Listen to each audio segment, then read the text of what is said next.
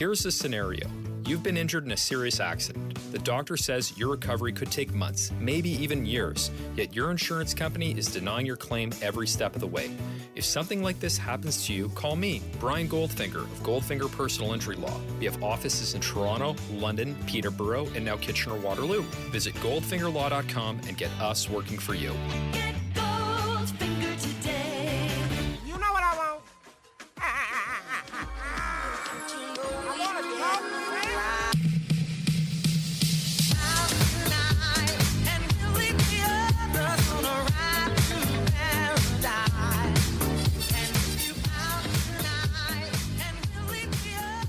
Okay, everybody. I'm not sure what people want. You want the vibes to be good. Am I here to uplift you after the loss to make sure that you're like, okay, there are some things to take away that are good? Or are we supposed to be commiserating together? Because boy howdy, I could commiserate. That there's a lot of things going there's a lot of things going wrong in this series, and a lot of them went wrong again. Game 2, 112-97, the Raptors lose. And, the first half was a huge, huge failure on defense. And the second half, it's hard to even gauge the defensive success that it was by the numbers. Holding the 76ers to 45 points in the second half is good. That's a good thing. The 67 points in the first half and the growing lead that ballooned to 29 points means that it's hard to take away anything of value, because the 76ers, their failures on offense in the second half are just as easily linked to not really caring and just, seeing how big a lead they have and not having to work as hard. But when this game mattered, the 76ers found the correct pressure points, whether it was Harden, Embiid, or Maxey, even Tobias Harris at some points in this one, which even Danny Green at some points in this one, which is as depressing as it might get. But when it came down to the nitty-gritty, at any point in the game, the Raptors could not get stops against the 76ers. And I understand why people want to do the ref conversation. It's hard to avoid in this series. The Raptors, 12 free throws, the 76ers, 30. This was always going to be part of it. You cannot escape it. Harden and Embiid are on the other side of things, particularly Embiid, right? The Raptors, on the one hand, there were some touch fouls called. Some of these calls, you're like, damn, it's tough to get that one. And maybe you're looking to get something on the other end. On the other hand, they are playing very physical. They are playing very rough defense on Embiid. And some of it is imperfect, and some of it does include fouling. So the Raptors are going to operate at a foul deficit in this series, even if they end up winning. They're still going to, in these games, operate at a foul deficit. That's just Joel Embiid. You have to foul him to guard him. How much gets called? We're seeing a lot early on in this series, obviously. But man, I understand why people are upset about the whistle. I totally get that. So yeah, I just want to get that out of the way first. So the Raptors, I think one of the big things currently that's happening is a way too much respect for James Harden in this series. And that continued in this game, less so in the second half, but Harden wasn't pressing as much. Actually, scratch the record. What's it? That's not a record scratch. I can't do a good record scratch. So let's just start at the beginning of the game. Fred VanVleet, he comes out gangbusters. He's shooting really well. He's not even getting that ball into the dip of his jumper, catch and shoot stuff. It's going up, it's dropping in. And the Raptors, they get out to that big run to start the game out. Hey, things look pretty good. What they're doing by identifying Joel Embiid and how they're supposed to attack, I talked about this after the last game, is, and in the preview stuff too, as well, is that the Raptors have to be able to get Embiid out of the paint sometimes. And Pascal Siakam will thrive and will do things in this series, of course. Like, he didn't shoot well in this game, but he finished with 20, 10, and 5. And honestly, some of those shots just touched every part of the rim. But anyway, they started, instead of having just like Siakam's guy screen, they sent whoever Embiid was guarding, bring him up to screen, bring Embiid out of the paint, make him guard. And off the start of the game, Fred had the juice to make that work and kind of, punish them, get Embiid out of the paint. The benefits were seen elsewhere. But as the game waned on, that really wasn't viable anymore. But it was nice to see for at least a little bit. And so the first half, honestly, was a very, very, it's two teams exchanging blows, and the Raptors couldn't really keep pace. It's tough because they took that first punch. Embiid had 19 points in the first quarter for what it's worth. 19, and took a lot of free throws. And the Raptors took that punch and outscored them in the first quarter. They won 33-32, and largely on the backs of Fred VanVleet and Pascal Siakam playing fantastic basketball, really getting the Raptors into their sets, getting them good looks, and taking advantage, hitting some tough shots as well. But on the other end of things, the Raptors are still, well, in the first quarter, I didn't even think the defense was that bad. I just thought it was like, man, Embiid is really, the fitness level is really high, because with a guy that big getting up and down the floor, you always wonder how long they can go for and all that kind of stuff. And Embiid had a motor to get after his own misses, to just plow through guys. And as it turns out, he was rewarded with free throws in this game. And so the 76ers just leaned on him. And the Raptors, as a team concept, had a pretty good defense in the first quarter. Where it really fell apart is that Embiid gets that rest at the top of the second quarter. And he got a really nice long rest. But VanVleet played every single minute of that first half. Pascal played most of the first half. And they started to feel the effects of that. They weren't as good at pressing the defense. The touch on the shots was just like kind of missing. And Fred in particular took a lot of shots towards the end of the second quarter and tried to kind of shoot the Raptors back into it. But when we were looking at the start of the second quarter, the Raptors lost the Embiid off the floor minutes, and they did so. It's just like sometimes you're on the really bad end of shooting variation, and you don't help yourself at all. Like getting a missed shot and Danny Green being able to come in on the weak side and get an offensive rebound, find Shake Milton for a three. You just can't have that. In those minutes without Embiid on the floor, you need to bludgeon the 76ers. That's how every team beats them. It's really hard to win when Embiid is on the floor. He's one of the best players in the league. He might be the MVP. But and we've seen this in a playoff series before, how important that was. And the Raptors did achieve it in that series in 2019. But also on top of that is just like Danny Green running out, filling the lane to the corner in transition, and a pass from a guy who's like 12 feet away, just a quick touch pass goes out to him. He hits a contested corner three, hits another three. It's just like all the threes came at the right time for the 76ers, and the Raptors couldn't keep pace. And the offense was still going decently at that point in time. But the Raptors thought that, okay, with Embiid out, we can relax a little bit. And that's where that offensive rebound comes in. And then that's 3 points you give up. And then they thought, okay, well, we can kind of take our time and we're going to win these minutes. But the shooting variance, just they got smashed. And that is really tough to deal with. And then Embiid comes back in, right? And he got his rest. He's fully ready to go, and he can start carrying. And then the Raptors have to load up on him. And then not only are these guys like Fred and Pascal losing a bit of their stamina trying to carry an offense, but these guys have to try and range back. Particularly Maxey has to guard a guy like a guy like Fred. He has to guard a guy like Maxey in rotation or straight up. And in this game, Gary Trent Jr. guarding Harden, not good. Needed a lot of help. Fred guarding Maxey, he just did not have the juice. Maxey got 2 feet in the paint basically whenever he wanted in this game. And that wasn't just dependent on being able to be being the person who benefits from second side action and attacking a tilted defense. This was a guy who, stagnant offense, could just take the ball. Maybe he gets a screen, maybe he doesn't, but he's getting downhill. He's getting to that floater.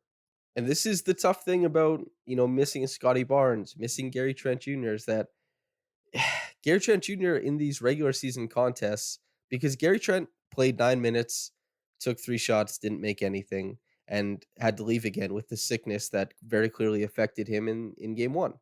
And he was a big part of this matchup offensively. And there's 2 sides of the floor. I get it. And we like to compartmentalize that. Okay, yeah, like there's offense and defense. And especially in a series where Matisse Thybulle is getting play, it really does make you think about those things. But it's just basketball, man. And when Siakam and when Fred don't get that break and they just have to keep gunning, and they don't even get like that little dribble handoff or a pitch play to Gary Trent Jr. to try and keep up, that's tough. And I felt it less with Siakam. I saw some people saying that they thought Siakam was playing defense poorly. I did not get the same sense. At least not to the point where I would pick it out. I mean, he's typically the guy who's recovering for a lot of these actions, and maybe you're sitting there and saying like, I don't like how late to close out he is. But that's in response to how deep people are getting, because the help you give is dependent on how deep the dribble penetration is. If it gets deeper, you're farther away from where you have to close out to, and so that affects that. And Fred has a way harder matchup than Pascal did defensively. Like Pascal is playing this type of, rover role. He's switching sometimes, and on some possessions he's getting Embiid, but Fred for the most part is playing just straight up against one of Harden, or Maxi, and even Harris every once in a while, but mostly Maxi, and that's really tough for him to compete with while he's putting up a bunch of shots on the other end and trying to make the offense go. And so the Raptors, they didn't have the depth to kind of balance this stamina act that they're trying to run, especially when you have to play this really taxing type of defense. And so that was the biggest key for the Raptors getting bludgeoned. As for the rest of the starting lineup, like Gary, obviously super bad game. He was really bad on defense and really bad on offense. Is that really his fault? Honestly, no. I would hate to grade somebody while they're sick. Like he was sick and the Raptors tried to play him. It went poorly. I don't blame him for that. I mean, he wanted to play. He tried it out. It's not like the Raptors were excited to put Malachi Flynn in the starting lineup, or Cam Birch, or maybe even Thad Young, who's has a sprained thumb, right? And yeah, OG I thought was fine too. I still think he helps too much on the Harden stuff, and I understand like the Raptors are very help oriented, but I think that's probably a big adjustment that they need to make heading into game 3. I was surprised they didn't do it as much as I thought they might in game 1 or game 2, where, lay off of Harden. Harden is most dangerous currently as a playmaker. Make him become a scorer. Yeah, he's going to hit some tough shots. Yeah, he's going to put the ball on the floor a little bit, but you don't have to shade over so hard that you're, tilting the defense for a guy like Maxi, because Maxi, by the way, finished with 23, 9, and 8 and 73% from the floor. He had 38 the other night for the record. So the Raptors, that defense, just not tenable. And it seems currently that they don't really have, if the 76ers are going to play this well, if Tobias Harris is going to shoot 64% from the floor, make every single three, and give you a little bit of pop off the dribble, you cannot contain Tobias Harris. Honestly, you can't, because you can't afford to make him the focal point of what you want to do defensively. So Tobias Harris is going to keep attacking tilted defenses. He's going to attack your fourth or fifth best defender on the floor. And Tobias Harris is getting paid a max contract currently, right? The 76ers paid him to stick around because they wanted Embiid to have a good team. And you can quibble about what a person is, what a player's contract is worth and all that kind of stuff. But Tobias is way too good right now. He's just playing way too good that he completely overwhelms the Raptors' fourth or fifth best defender on the floor. Them's the breaks. Will he shoot this good the rest of the series? I don't think so, but he's shooting it right now, and the Raptors are down 2-0. Maxi, same thing. He is so overwhelming against the tilted defense, and the Raptors, they cannot afford to just let Joel Embiid run roughshod, because Joel Embiid did, and the Raptors needed a just fantastic offensive quarter to hang with it. 33-32. They won it, but it's just like, man, the 76ers have too much going for them right now. And the Raptors, like I was talking about earlier, if they have Scotty or Gary, some of that offensive load might be able to be picked up. So the Raptors, that range defensively, that point of attack defense, for Pascal and Fred, the former and the latter, it's just like that becomes a little bit easier, especially when you're playing every minute on the floor. I think Siakam ended up with like 41 minutes in this game, Fred 44. That's tough. And neither of them finished shooting the ball well from the floor. Pascal started out 5 for 10, finished 7 for 20. And as I said, like a lot of these kind of they rim out, and a lot of them were good looks that just didn't drop in. Fred had a harder shot diet than Pascal did, and he ended up just missing wide open catch and shoot threes by the end of it. So that was tough to see. But yeah, the 76ers, the way they're currently playing, they have too much. And especially if the Raptors are going to continue to load up on Harden like they did in the first half, it's too much. I think that's the number one adjustment they can make, but that doesn't even get them all the way back into this thing. And certainly in this game, more so than game 1, you can complain more about how the Raptors performed offensively, But again, like when the game is sitting, you're behind by 29 points. It's hard to gauge what's really happening because the game plans that both teams are playing are not nearly as precise. And you can't expect the way that the second half or the second half of the third quarter and the fourth quarter were played. You cannot expect to see basketball like that at the start of game 3. We're learning very little basically. The biggest thing from the second half, honestly, is that Chris Boucher's hustle plays, that's what his podcast is called, isn't it? Hustle play? Some sort of thing? Yeah, like Chris Boucher was making a ton of hustle plays. He played superb in the second half when the game was getting a little bit sloppy and teams were moving away from or kind of sliding back towards their base game plans that you'd see in the regular season instead of these hardwired, very specific defensive game plans for playoff series. Chris Boucher started to pop off, and OG, he looks fantastic. And you know what? Maybe if you're gonna say like the second half, if you're gonna take anything away, OG's creation I think is a big thing because Embiid is still in help, and his primary is still the same. Like his primary defender is still very similar. The 76ers, the same way that the Raptors, they simply cannot overhaul anything they do to stop Tobias Harris. If Tobias Harris is going to play this way, Tobias Harris is going to play this way. You lean harder on Maxi maybe and say, we can't afford what Maxi is doing currently. But you don't have the manpower to take away what Tobias is doing. It's similar for the 76ers and OG. OG finishes with 26, 10 of 14 from the field, 4 of 7 from downtown. He was terrific getting his own shot. Even in the first half when the 76ers really they cared a lot more about how things were working and to start the third quarter, like OG being able to put the ball on the floor, get all the way to the rim, some nice footwork too, pull up three-pointers, all this kind of stuff. It was reminiscent of the preseason, I think, where everybody's like, "Oh, whoa, what the hell is OG going to do? This is really really intriguing." And on top of that, when the Raptors got out to that hot start, mostly because of Pascal and Fred creating, on the back end of some of those offensive possessions is an OG three-pointer. And I tweeted this out that the two easiest things to predict coming into this series was that OG and Tyrese Maxey were both going to be terrific. It's just, you look at the way these teams match up, that was so evident. And on the one hand, OG has been really great. Quite literally no complaints about OG. But Tyrese Maxey gives you 23, 9, and 8, 73% from the floor, 38 the other night. It's different levels. Maxey is star ascendant right now. He is crushing the Raptors. That run that the Raptors started to make because OG was just carrying offensively, the thing that kind of stuck the knife in the Raptors and it was the death knell was that Tyrese Maxey 3. And Tyrese is taking shots that sometimes he has no business taking, but he's in that zone right now. How long he's there for, I don't know. But as I said in all my previous stuff and everywhere I talked about this, this dang series is that Maxi is plus 40% from when he pulls up from 3.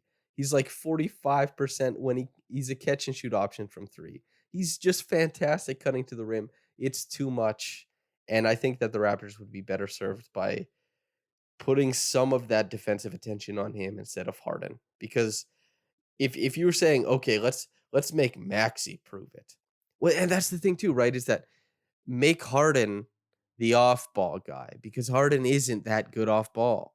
And not because he's not talented, but just like he doesn't apply his talents that well. He's very much likes to play at his own pace. And if you load up on Harden, this is the problem. You load up on Harden and he gets to play at his own pace, and then he gets to shift your defense and then sling that pass to Maxi. And then Maxi just gets to be like, boom, this great punch of offense. Put that attention on Maxi. Make him swing to Harden. See if Harden has the same verve, the same punch from the weak side. That's what I'm saying. That's what I'm thinking about. And you can't exactly control that because it's not like these Houston days where you're going to see Harden come over half, get the ball out of his hands, and then make him off ball. But I just think OG on Harden, that's what you do from the get-go. And then, and I understand that's tough, but you go OG on Harden, make sure that his isolations, if he wants to take them, good luck, pal. There was some foul baiting in this last game that I didn't think OG deserved a couple of the fouls that were called. And A rip through foul ended up in free throws, even though it's not supposed to. There are things to complain about for sure. But I think that would be an adjustment to make. It's just like, wow, let Harden see if he wants to isolate on OG, but just make sure the defense is keyed into Maxey and Embiid.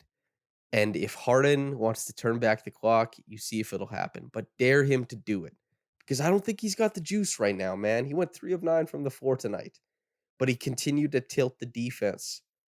I just this is what has to happen, man. I think we'll probably see the defensive game plan reflect this, but yeah, the Raptors, just the talent gap currently and the way that the 76ers are playing. The Raptors just don't have it right now. Gary is giving you 0 because he's sick.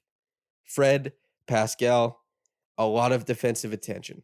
For all the stuff that was talked about, the Raptors being a defense that should be worried about in the playoffs, like all this stuff about them being fantastic and, being switchable and adaptable. And, the 76ers have relatively the same defensive rating as the Raptors during the regular season.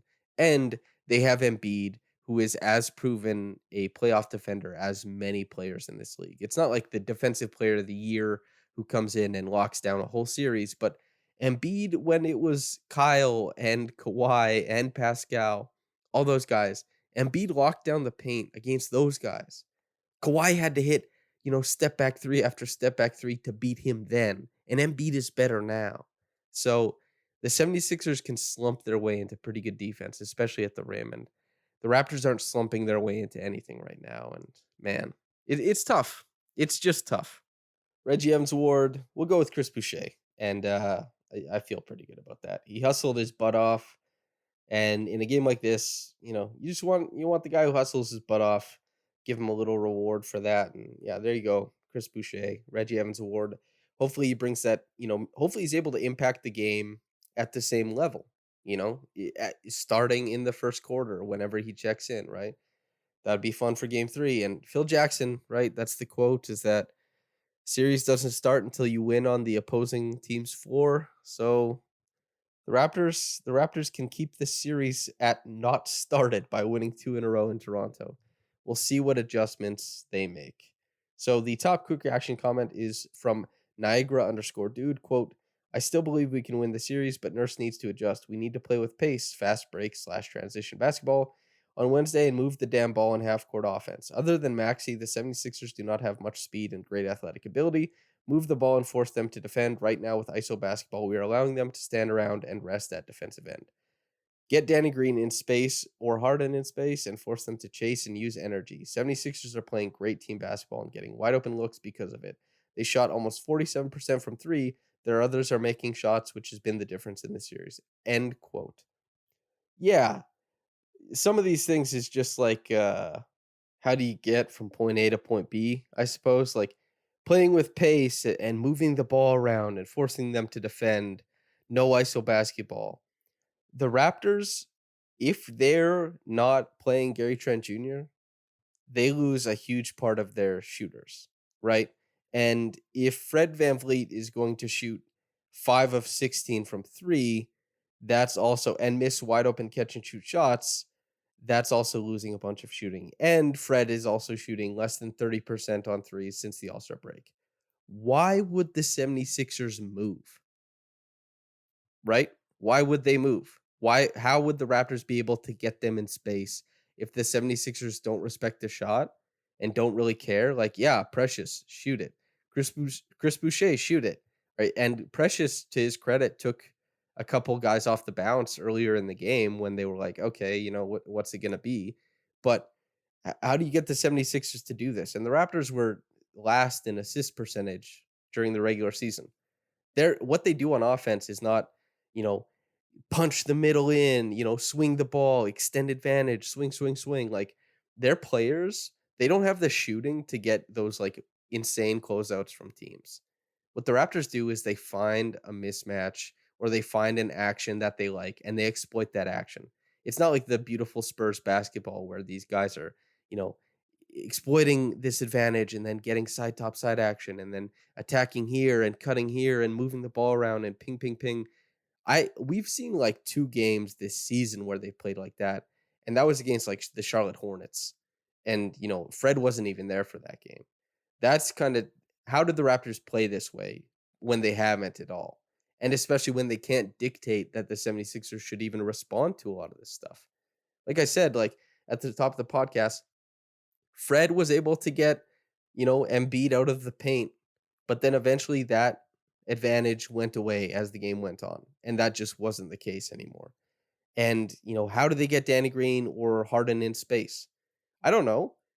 This will be in the breakdown I do that comes out Wednesday morning, but like OG attacked, I believe it's Georges Niang when he saw that Harden was the low man. And like that was great. But rarely does the 76ers defense orient itself in that manner that you can kind of attack in that way. The defense is trying very hard to stop the Raptors. You can't just dictate these things. And the reason why the 76ers are having so much success making the Raptors chase is because the Raptors, the Raptors have to chase to contest these shots because they're going in. The Raptors shots are not going in. And them's the breaks, honestly.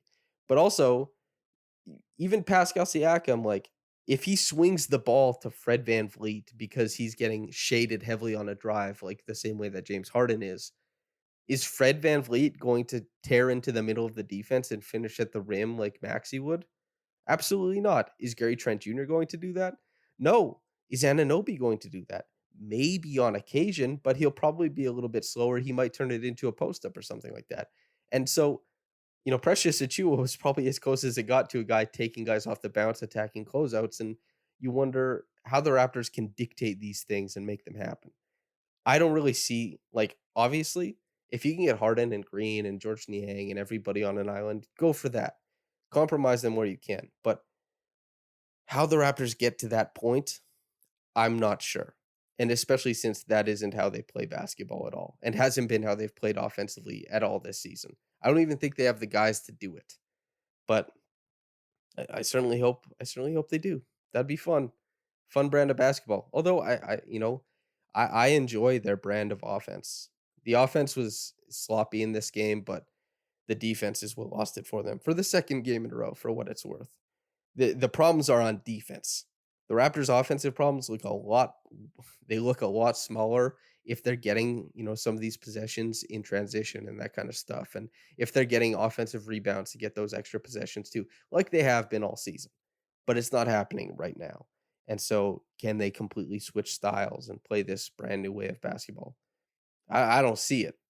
But I also don't think like they're doomed in this series. But I wish that was the way forward, but it doesn't seem like it would be. Anyway, thanks for writing in, Niagara Dude. Listener, thanks for listening in. Whether you got into it in the morning or at night, listener, have a blessed day and goodbye.